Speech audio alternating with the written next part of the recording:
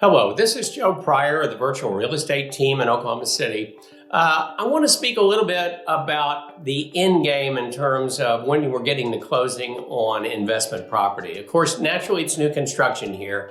Very often it's out of the ground. And what that means is we start in the dirt phase, put the slab in, the framing, the roof, the sheetrock, the woodwork, everything that creates a rentable home. As we get towards the end, there's a couple of things that we do, like we do inspections, both cosmetically and fundamentally, because they're still built by human beings.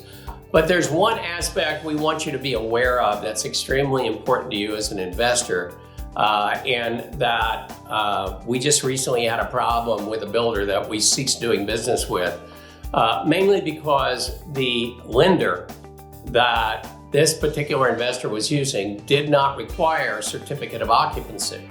Now, we dealt with this builder for a long time, and so this had never been a problem in the past.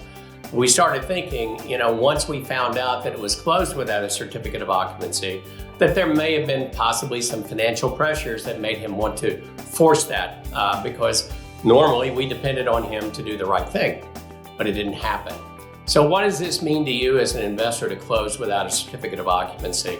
Well, number one, let's talk about the minor part of it, which is that your tenant that moves in can't get utilities because it's still in the builder's name.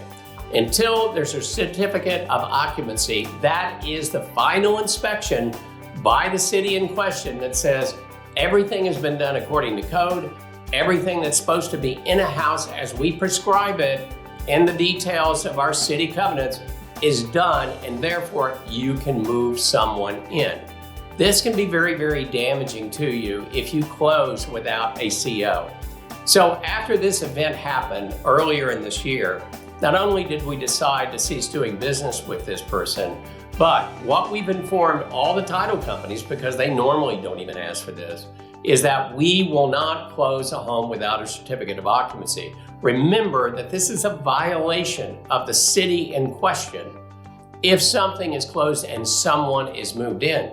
Now, I don't know if the city would ask them to leave, but they do have the right to do that.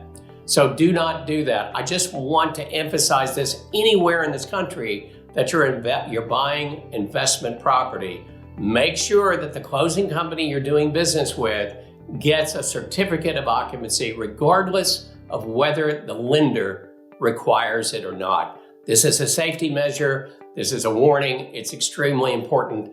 It'll never happen again here. And we're never going to allow someone to ever do that. That's why we ceased doing business, one of the reasons anyway, with that particular builder. This is Joe Pryor of the virtual real estate team in Oklahoma City, where we deliver traditional real estate values at the speed of technology.